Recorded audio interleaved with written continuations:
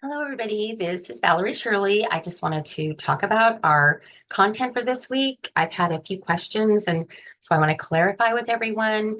I'm over here. I hope I don't talk too quickly. I just don't want this video to take too long. Anyway, we are working on our article summary response essay. It's not a huge essay. The most important thing we want to take from this is learning how to research using the databases at Texarkana College. And this prepares us to write our next two essays. So here we are at the top of our shell, and I'm just going to go ahead and swoop down. Always, we have our learning aims and directions and reading assignment, and then the assignments that we need to complete. And then we have our list of resources, and there are 10 different resources in this lesson. And so you might look through them quickly. You might come back to them. The directions on the assignment is item number 2. Item number 3 is a list of ways that you can write your introductory paragraph for this assignment. This takes you to the TC Library homepage, and there are some tutorials made by the librarians at the library at TC that they talk about how to use the databases. You want to learn how to do MLA formatting, and this section right here has 3 different places to go to. Purdue OWL talks about it. Here's the general formatting tips, and then here is an essay for a student MLA formatted paper, but it's a sample. It's Hermione Granger's paper that she wrote at Hogwarts. So it's fascinating. So anyway, you do need help with those things. And let's see, item number 7. This talks about the difference between, let's see, here is a handout. And the difference between direct quotes, paraphrasing and summarizing. You do need to understand this. This is the language that we use in all of our research writing. So a direct quote is typically small, significant portions of a resource that we want to put into our writing. And of course, it gives our writing validity, a witness. So quotations are important. They are brief. They're woven into our own sentences. Paraphrasing is when we take a paragraph or two and rephrase it into our own words, but we still have to give credit to the author from the source that we used. And summarizing, what we're doing this time, is when we read an article and then we summarize the whole article, beginning, middle, and end. This talks more about quotations, paraphrasing, and summaries, how to use them. So this is important for you to be familiar with. And again, we're summarizing this time. So headed back. All right, I am going to go to our next assignment. So always follow those breadcrumbs back out at the top. That's the quickest way to get places. So I went back one click in the top of the Moodle page and got me back to the beginning. All right, assignment number 1. In this assignment, what you're going to do is you are going to read this article, Native American Boarding Schools, and you'll read the article once or twice so that you know it well enough to be able to briefly summarize it. Again, summary is a beginning, middle, end, not just the beginning, not just the end. Following that, you will write a paragraph that summarizes it, and then a paragraph where you just write your personal response to it. This does not need to be huge. This is mostly so that we get a little bit of practice. So here's the article right here. It's an interesting, brief article, and it's taking a minute for my computer to catch back up with me, but see, it's not long at all.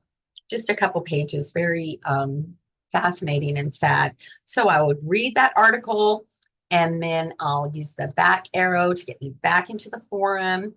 I believe some of your peers have already done this. So then I'm going to click on that practicing with summary and response. And so, yes, several of you have done this already. So I hate to pick on anyone. I do not know any one of you, so I'm just going to go to the top of the line here and check out Ricky and Jeff Martin's work. So I'm going to go ahead and click on that. We can see that Ricky has exceeded expectations. His brief paragraph is, I mean, I appreciate it, but it was more than I expected you to do. So strong work, very interesting. And then secondly, he talks about his personal reaction. Um, I believe that's what he talks about. I'm not reading it too quickly now because I'm trying to zip through, but then he posts it. And Jeff Martin knows that he needs to respond to some of his peers' posts. And so he has done that right here. So this is exactly what we're looking for. Again, Ricky exceeded expectations. If you wrote one and yours isn't as long, here we have summary by Kayla Jones and response.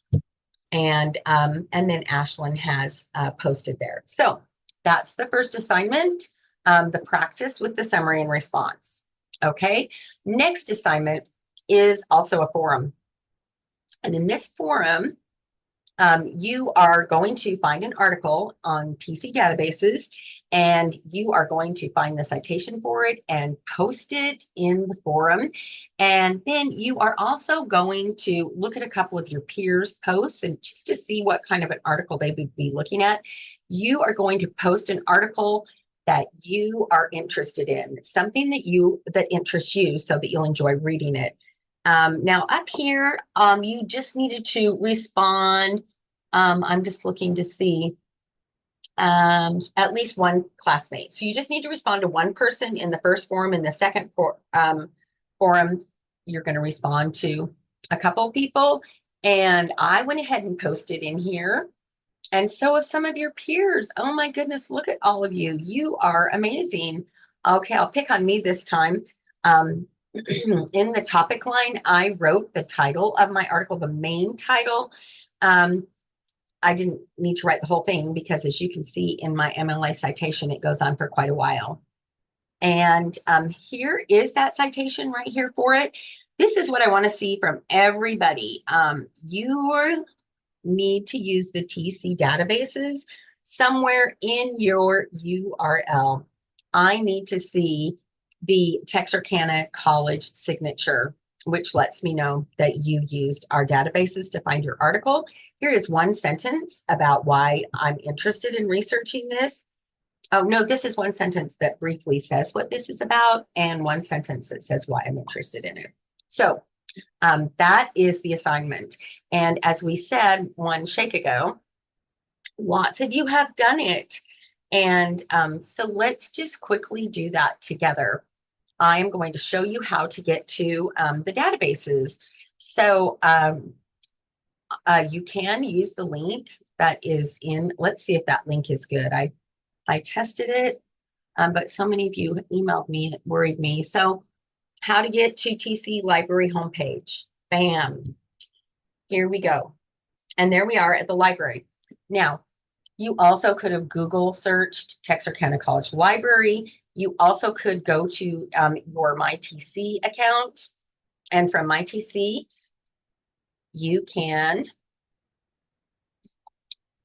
in the left-hand quick links, love all these quick links.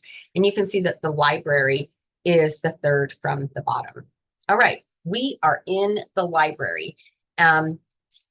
Typically, there's this information here. Sometimes there's additional announcements. So you need to scroll down. This is important. Tells us the hours that the library is open, that you can come up on campus and get some help with anything going on here. It always lets you know, hey, we're not open these days, so don't come up here, you'll be sad. All right, now here we have all of the tabs that are available to us. Here we have the online catalog. So you can see what books are available in the library. Put a book on hold if you'd like. Here are those databases that I'm talking about. These are called library guides. These two tabs I'm going to come back to in 1 minute. Here are some library instruction videos. So if you don't feel great about looking for resources from the library. These videos will help you. This is awesome. This tutoring and library appointments. I want to click on this quickly. I'm going to go ahead and open that up. I open this up and it tells me all the tutoring staff and what they tutor in. Okay. And everyone here, they're wonderful writers. If they say that they're an English tutor, they are familiar with the assignments that we do. So they're awesome to work with. So I schedule an appointment. And one thing you do have to do at this point is scroll down and pick somebody that you want to work with. And you'll say, well, I don't know any of them. And that is a problem with making the appointment from the house. But it's also awesome that you can make an appointment and stay in your house and have somebody come online and teach you, work with you. So I'm going to go with Kendra Smith. She's one of the students I've had in the past. And we can see the days that Kendra is available. Alrighty, so I think I'm going to need, all right, I don't really think that she meant to do this. That's Labor Day. I wouldn't schedule an appointment then. That might not be a great idea. But I'm going to go with Tuesday the 3rd. And I'm going to say, yeah, I need to meet with her at 3 p.m. These are the hours she's available. And if the hours don't work for you, go back and find another English tutor who might be helpful. So 3 p.m. is when I say I want to meet with her. And then I click continue. I'm going to put in my name, first name, last name, email address. Here is the great part right here. I can choose to meet with her online through Teams, or I can meet with her in person.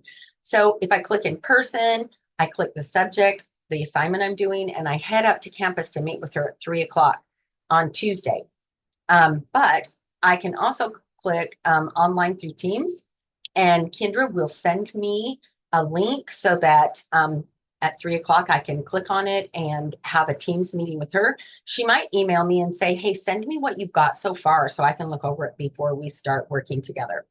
Anyway, then I confirm the appointment and then bam, free tutor in my house while I'm in my jammies eating macaroni and cheese. So that is a great option. I would do it if I were you. Distance education, the college does some education at Red River Army Depot and the prison. Here's our dual credit high school students, some helps for them. These are things going on in the library. Keep an eye on this closer to later in the semester. They do some really fun things, a pancake breakfast in December, just fun stuff. All right, here are the databases. I click on A to Z databases. You can see that there are 179 databases that this institution subscribes to. And you can search them alphabetically. You click a letter or scroll down. See, I've headed right into B's right off the bat there. So that's great. Or you can search them by subjects or by what type of database it is. These are the most frequently utilized databases. The Academic Search Complete is the super Google of researching in academics. And so it's listed here and it's also listed alphabetically. So Academic Search Complete, I open it up and then you can just type in your subject, but I would encourage you to set some parameters. So I need to see a full text article. And peer review means that people who are considered professionals in that subject have read it. And yes, this is a valid article that's fact-based. I won't make you click that this time, but that is an option. You can also say, hey, I only want to be searching in JAMA, the journal, let's see, journal association, I can't remember, medical association, something like that. Okay, so I can look in publication.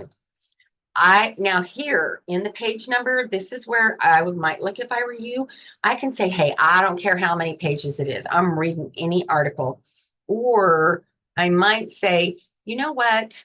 I want it to be less than 10 pages long. That's pretty good for me to read in this period of time that I have for this article. I'm not making you pick this. Some teachers will say, I don't want to see anything that was published after 2020. I mean, before 2020. And then you can pick from different locations.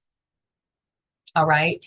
And you can say whether or not you want illustrations in it. I'm going to come up here to the topic I'm interested in, and I'm going to say, I am interested in Thomas Jefferson.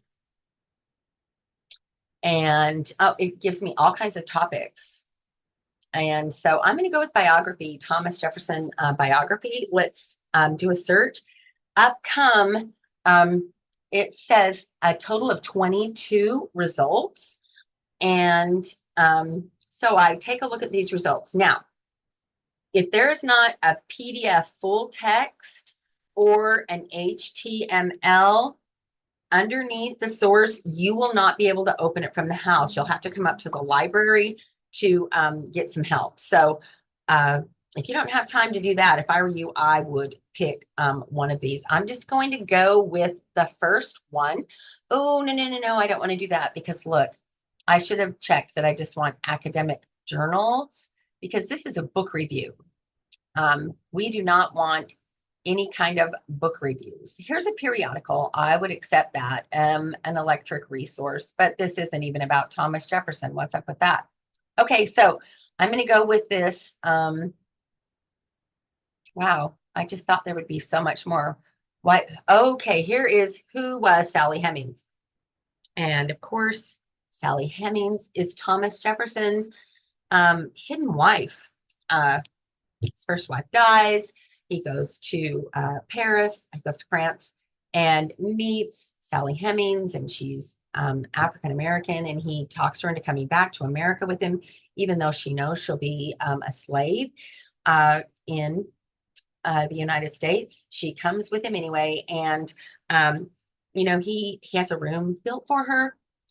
It's a pretty interesting story. They have a lot of kids together. It wasn't until like 20 years ago that genetically African Americans could say, yes, Thomas Jefferson is my dad. We've been telling you that for quite some time. Anyway, here we go. I'm going to click on this article. Okay, here's all the stuff going on here. It gives me more information about my article. And here is the article, and I can listen to it being read to me. That is a great perk. I can open up the HTML full text, and I can download that onto my computer if I'd like to. And here is the big deal right here. All the tools on the side. Experiment with them. You can save it to your OneDrive, your Google Drive. I would strongly encourage you not to mess with this folder. Allegedly, you can save multiple articles in a folder and then go back later and choose the ones that you found while you were searching. So many times students go back to their folder and it's empty and they can't find things. They're so upset. I don't mess with the folder. We can print it. We can email a link to ourselves. Here's another way to save it. This is what we are looking for right here. We want to cite this article. So I'm going to click Citation Tool and then check it out. The article is still underneath, but in this little window here are the different citation formats. And we are going to go and pick the MLA 9 format. And then I'm going to go ahead and I'm going to copy that. I'm going to copy this so that I have it. Okay. And then I'm going to go back to my article summary response, and I'm going to post this article because I know that I'm going to love it. I need to give it a title, and you can give it its original title or just the topic. And then I'm going to come down here and Control V. There is my MLA citation. And then I can go back to my article. I hope it's underneath this that you can't see my share screen. Once I have my citation, I can X out of it. All right, you can get the permalink for this article. There are some articles that you can create notes in, highlight, write notes in the columns. So here we have the article. It's not horribly long. And I would write a summary, the beginning, middle, and end of this article. So back into my my post here in the forum, I have my article, and good grief, I said Thomas Jefferson, but really this is about Sally Hemings. Oh, okay. Oh, y'all, trying not to make this take forever and making lots of mistakes. So I need to, just basically say what this article is about in one sentence, the main topic. And then I'm going to say why I would pick such an article. And then I'm going to post it to the forum. All right. And then I need to go back and look at a couple of my peers' posts. That is that assignment. After we do this, this is where we go to this article, summary response, final draft. We won't have a rough draft for this. If we don't, here's the directions. They're also in the resources. I'm going to go ahead and click on these directions.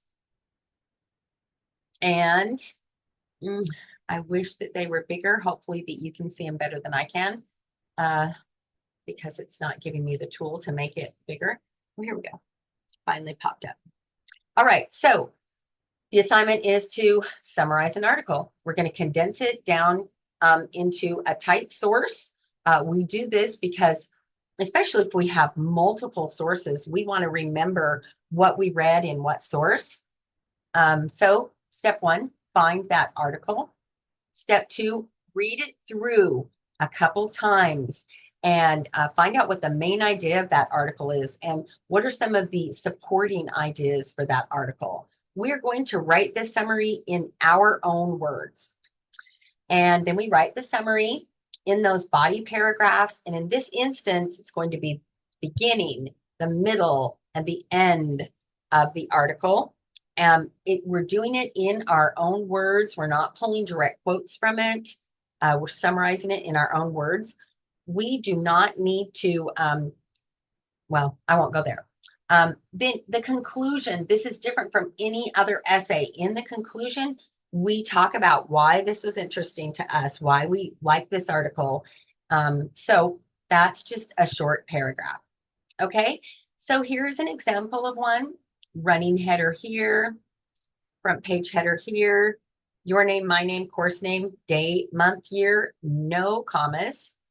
Title of the assignment, here's my article summary, colon, open quotation marks, title of my article, close quotation marks. And then here is a very consolidated version of the article. And then here is the works cited page with just one citation. The only citation I need is the one that I used. Okay. One thing that you need to do is in each body paragraph, you need to use the author's last name. You introduce the author in the introduction. In the middle of the essay, you say, Jones begins her article by discussing blah, blah, blah. Next, Jones discusses blah, blah, blah. In conclusion, Jones discusses blah, blah, blah. And then my conclusion of this paper is going to be my personal opinion. I loved reading this article. This topic fascinates me, type thing.